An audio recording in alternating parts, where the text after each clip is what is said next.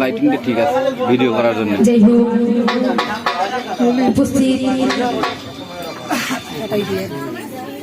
মাই মুরব্বিয়ান এবং যুবক ভাইরা যারা আছে সকলের কাছে আমি সালাম রাখছি এবং আমার পর্দার আড়ালে মা বোনেরা যারা আছে সকলের কাছে আমি সালাম রাখছি।